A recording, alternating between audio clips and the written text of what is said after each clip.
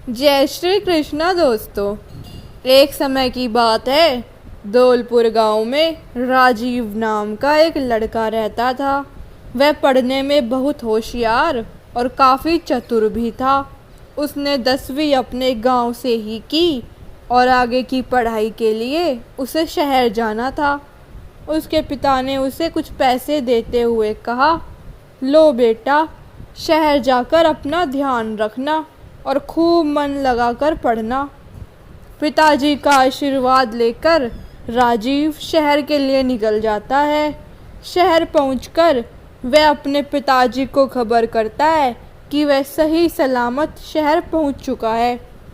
अब वह अपने रुकने के लिए एक मकान तलाशने में लग जाता है।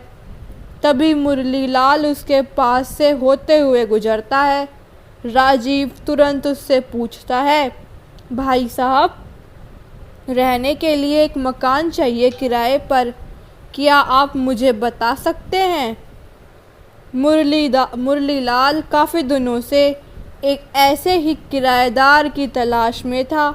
उसने बात को घुमाते हुए कहा, हाँ, मेरी नज़र में एक मकान है जो तुम्हें किराए पर मिल सकता है, लेकिन उसके लिए सबसे पहले तुम्हें 500 रुपये देने होंगे। राजीव काफ़ी समय से अपने रहने के लिए मकान ढूंढ रहा था और काफ़ी परेशान हो चुका था, इसलिए उसने 500 रुपये देना ठीक समझा। 500 रुपये मिलने के बाद मुरलीलाल ने राजीव को उस किराए वाले मकान के बारे में बताया। राजीव मुरलीलाल को धन्यवाद कहते हुए उस किराए वाले मकान की ओर निकल गया। मकान तक पहुंचते पहुंचते दोपहर हो चुकी थी। उसने मकान का दरवाज़ा खोला तो बगल में बने मकान से बुड्ढे बुड्ढी ने राजीव को टोकते हुए कहा, अरे बेटा, लगता है शहर में नए आए हो, क्या तुम इस मकान में ठहरोगे? हाँ माँ जी, मैं अपनी पढ़ाई पूरी करने के लिए शहर आया हूँ और अब मैं इसी मकान में रुकूंगा। बुढ़ा बुढ़ी ने कहा, ठीक है बेटा, वैसे कितने दिनों तक रहोगे? राजीव ने जवाब दिया, जब तक मेरी आगे की पढ़ाई पूरी नहीं हो जाती तब तक मैं यहीं इसी मकान में रहूँगा। बुढ़े ने कहा, देखते हैं कब तक तुम इस मकान में रह पाते हो। यह सुनकर राजीव को थोड़ा अजीब लगा, लेकिन वह मकान के अंदर चला गया और अपनी थकान दूर करने के लिए विश्राम करने लगा।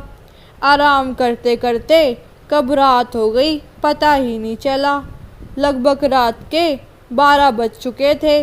12 बजे राजीव की आँख खुली। उसने छत पर एक अजीब सी आवाज़ सुनाई दी। आवाज़ सुनकर राजीव ने कहा, क्या मुझे छत पर जाकर देखना चाहिए? फिर थोड़ी ही देर बाद कहा उसने, नहीं नहीं, यह जगह मेरे लिए अभी अनजान है, मुझे अभी सोच समझकर फैसला लेना चाहिए। और आलस में डूबते हुए फिर से सो गया।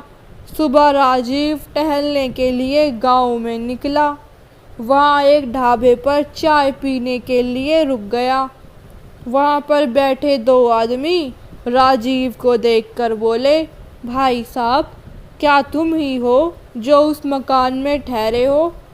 राजीव ने कहा, हाँ भाई साहब, मैं ही हूँ। क्या शहर में तुम्हें कोई और मकान नहीं मिला? पता नहीं, तुम्हें उस मकान में भूत रहता है, इसी वजह से उस मकान में कोई किराएदार नहीं ठहरता है। यह सुनकर राजीव हंसते हुए बोला, क्या कह रहे हो भाई साहब, भूत वूत कुछ नहीं होता, यह सब तो मनगढ़ंत कहानियाँ हैं। यह सब कहते हुए राजीव आगे बढ़ गया और अगले ही पल सोचने लगा, क्या यह लोग सही कह रहे हैं? कल रात जो छत पर आवाज़ मैंने सुनी थी वह कैसी थी? यह सोचते सोचते राजीव घर वापस आ जाता है। इस बार वो रात को सोने का नाटक करता है। इस रात फिर छत पर आवाज़ें सुनाई देती हैं उसे। राजीव तुरंत खड़ा हो जाता है और चुपचाप सारी आवाज़ों को सुनने की कोशिश करता है। वह देखता है कि बूढ़े और गुड़िया दोनों छत पर नाच रहे हैं, वो भी डरावने भेष में। लेकिन राजीव उन्हें तुरंत पहचान लेता है और सारी साजिश को समझ जाता है। कुछ देर सोचता है और खुद भी भूत का रूप रखकर छत पर टहलने लगता है। बुढ़िया उसे देखकर डर जाती है और चीखने लगती है। इस पर बूढ़ा आदमी कहता है, अरे भाग्यवान, क्या हुआ? क्यों इतनी तेज चिल्ला रही हो? सुनो सुनो, यह देखो, हमारे पीछे तो असली भूत पड़ गया। मुझे तो डर लग रहा है। अरे भाग्यवान, कोई नहीं है, तुम तो बिल्कुल डरपोक हो। हाँ हाँ, मैं डरपोक हूँ, तुम तो बहुत बहादुर हो ना। बूढ़ा आदमी उस भूत को ढूंढने की कोशिश करता है। तभी अचानक राजीव भूत बनकर उसके सामने खड़ा हो जाता है और बूढ़ा आदमी पूरी तरह से डर जाता है। वो दोनों डरते हुए कहते हैं, अरे बाप रे, यह तो असली भूत है, यह हमें मार देगा। थोड़ी ही देर में वो भूत गायब हो जाता है। कुछ देर बाद राजीव वापस लौटता है और उन दोनों से कहता है, अरे आप दोनों यहाँ चलो, मैं तुम्हें एक बात बताता हूँ। मैंने अपने कमरे में एक पालतू भूत रखा है। कल रात मुझे छत पर कुछ आवाज़ें सुनाई दी थी, इसलिए मैंने अपने भूत को उस भूत के पीछे लगा दिया है। जब तक वह उस असली भूत को नहीं पकड़ लेता, तब तक वह वापस नहीं लौटेगा। यह सुनकर बूढ़े बुढ़िया के पैरों के तले ज़मीन खिसक गई।